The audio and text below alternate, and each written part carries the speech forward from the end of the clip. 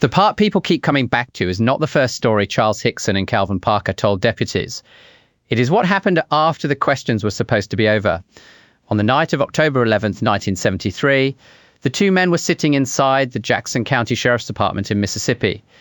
Hickson was 42, Parker was 19. A few hours earlier, they had been fishing by the Pascagoula River after work. Now they were in a room telling lawmen that something came out of the dark, lifted them from the riverbank, and took them inside an object they could not explain. The deputies separated them. They questioned them. Then the men were put back together in a room and left alone. Except they were not alone. A recorder was still running. That is the detail that keeps this case from feeling like a normal tall tale. Not because a tape can prove an alien abduction. It cannot. A tape does not show the riverbank. It does not show a craft. It does not show figures coming across the grass. It only catches two human beings when they think the performance is over. And by most accounts of that recording, Hickson and Parker did not sound like men celebrating a prank or smoothing out a story for the papers. They sounded afraid. They sounded exhausted. They sounded trapped inside the last thing they had expected to happen on an ordinary fishing trip. The hard part is deciding what that means. Fear can be real even when the explanation is wrong. Memory can be sincere and still be warped by shock. Two people can share a panic and build the same nightmare around it. But when the tape room story is placed beside everything else, the river, the shipyard, the later interviews, the public ridicule, the historical marker, and the witness who waited more than 40 years to speak, Pascagoula becomes harder to flatten into one sentence. It does not need anyone to say aliens are proven. It only needs you to listen to the shape of what those men did next. They went to the authorities before the story had value. They let themselves be questioned separately. They stayed frightened when they thought no one was listening. And then, for the rest of their lives, the Pascagoula River followed them. Calvin Parker did not go to the river that evening as a UFO witness. He went as a 19-year-old trying to start a life. He had just begun work around the shipyards. The Pascagoula waterfront in 1973 was not a quiet postcard. It was cranes, metal, work lights, river traffic, sweat, bugs, and men who knew how to make a living around heavy machines. Parker was young, newly on the job, and not yet settled into the rhythms of the place. Charles Hickson was older, a co-worker and friend, the kind of man who knew the local water and knew where to fish when a shift was over. After work, Hickson asked Parker if he wanted to go fishing. Parker did not have all his own gear with him. Hickson offered some of his, which in that world was not a small gesture. They tried one spot first, then moved because the insects were too thick near the lights. That small detail matters because it keeps the beginning ordinary. There was no ritual, no sky-watching club, no planned announcement, just two men chasing a better place to cast a line. They ended up along the Pascagoula River near the industrial waterfront, close to the kind of area where shipyard lights could reflect across the water and machinery could make the night feel alive, even when no one was speaking. The river was dark, the air was warm, the bank was not staged for mystery. It was just a fishing spot near work. Parker later remembered small things from before the fear.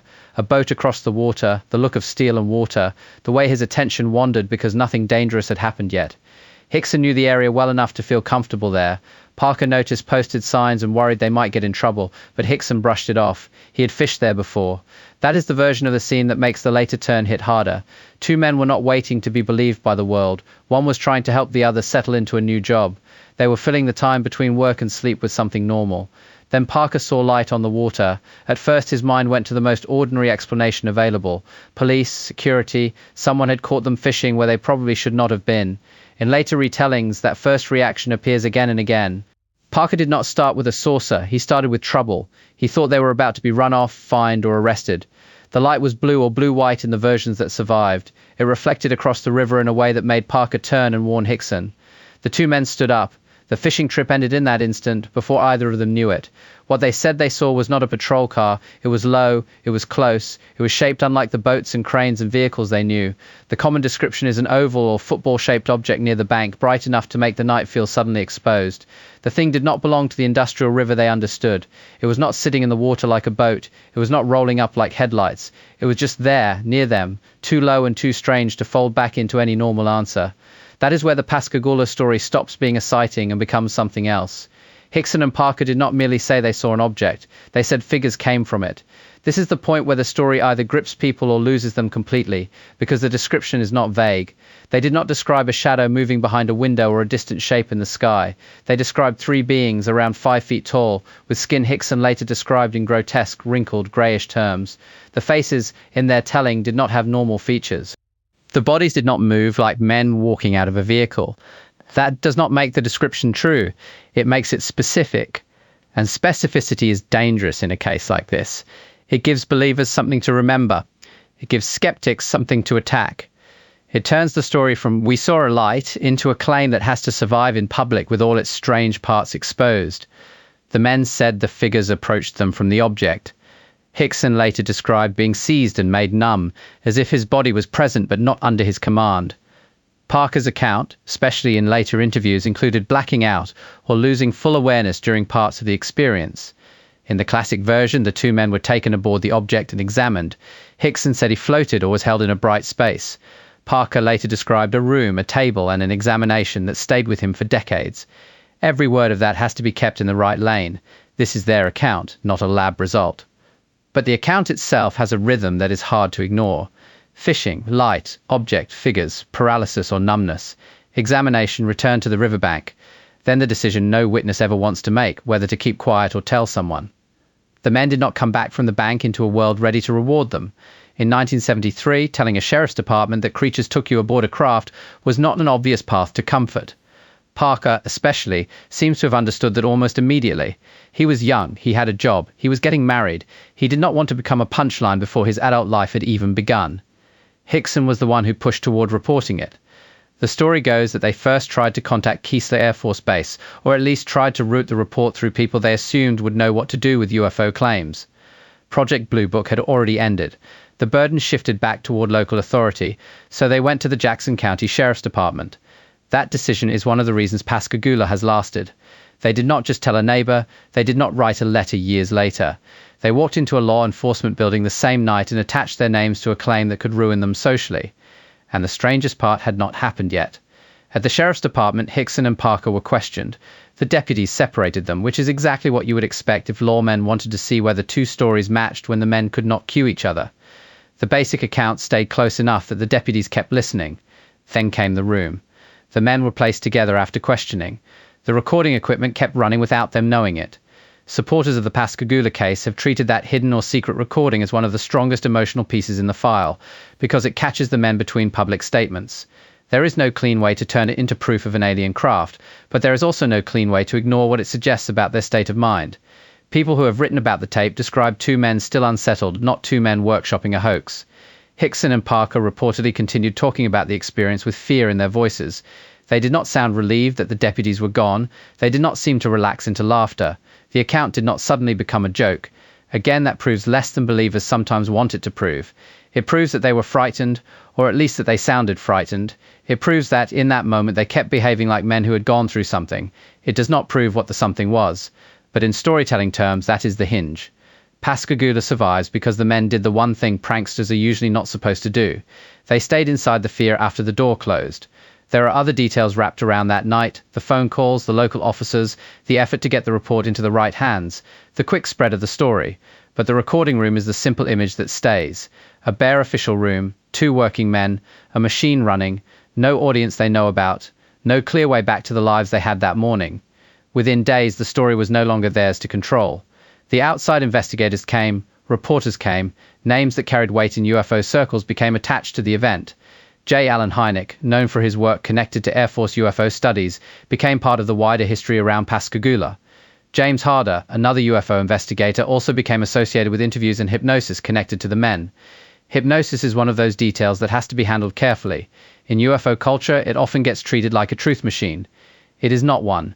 It can draw out imagery. It can also shape memory, harden guesses into scenes, and reward a mind for building a story under pressure.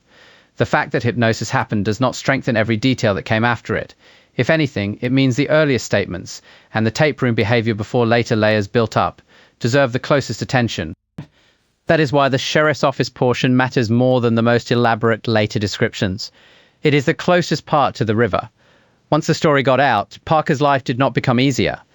That may be the most human evidence in the whole file.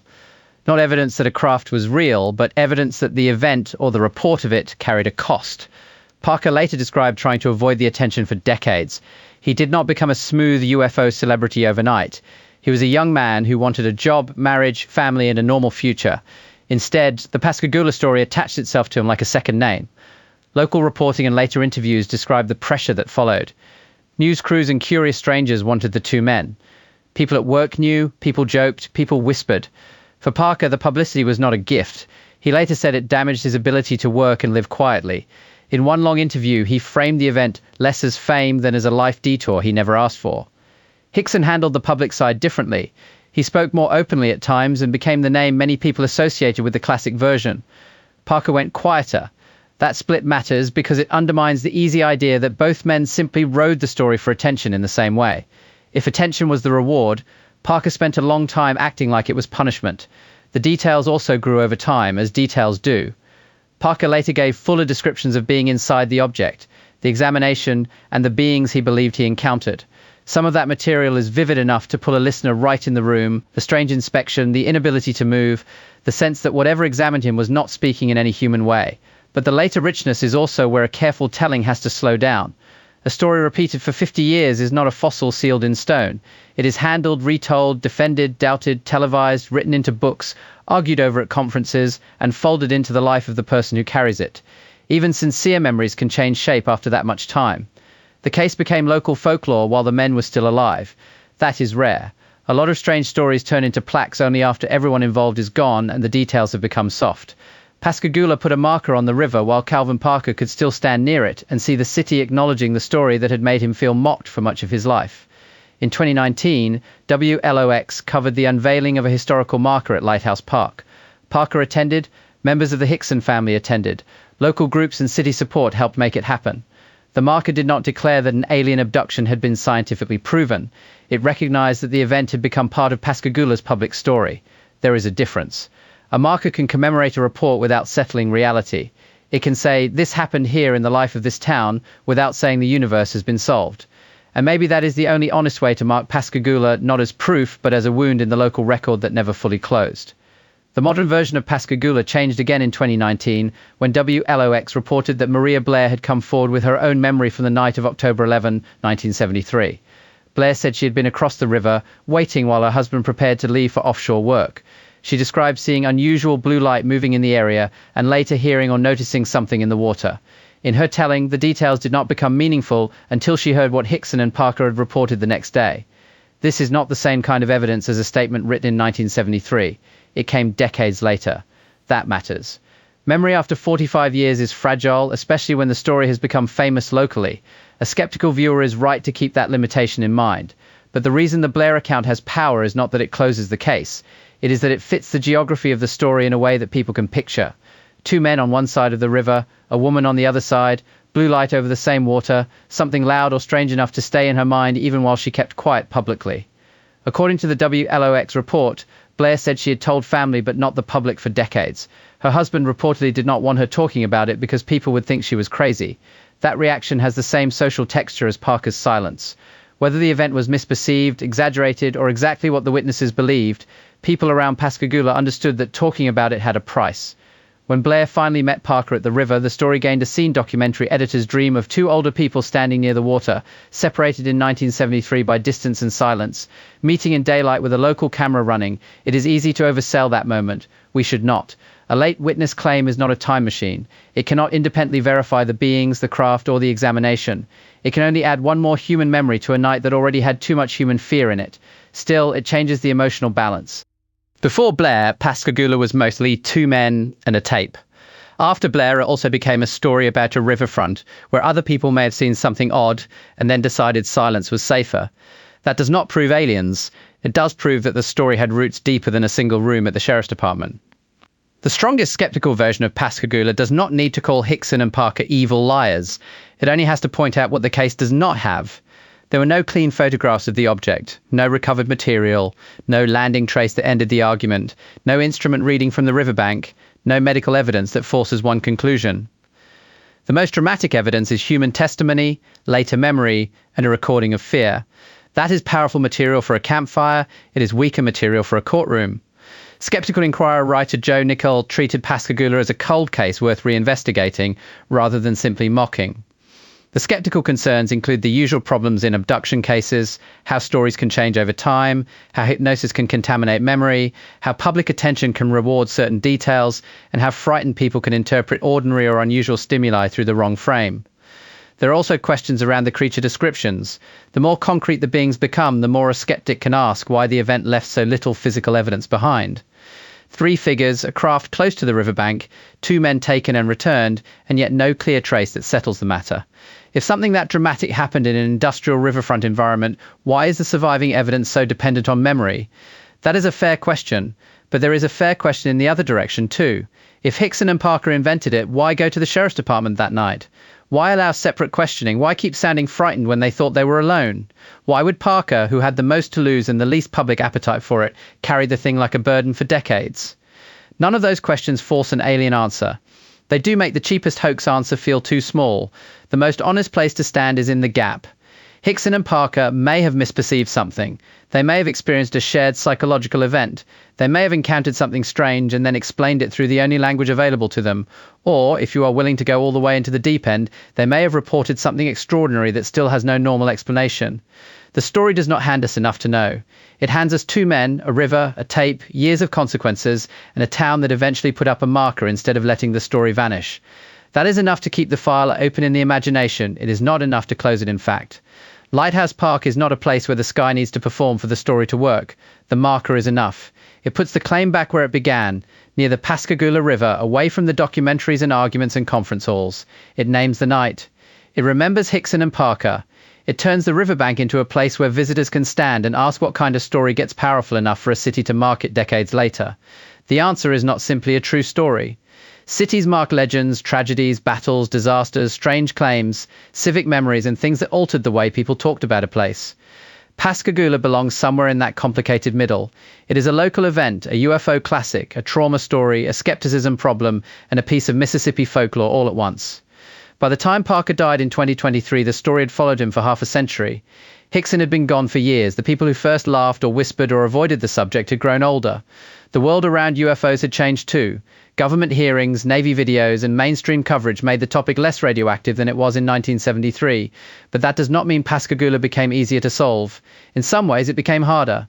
The further we get from the riverbank, the more the physical night disappears. The water cannot be tested, the air cannot be replayed, the first shock in Parker's body cannot be measured.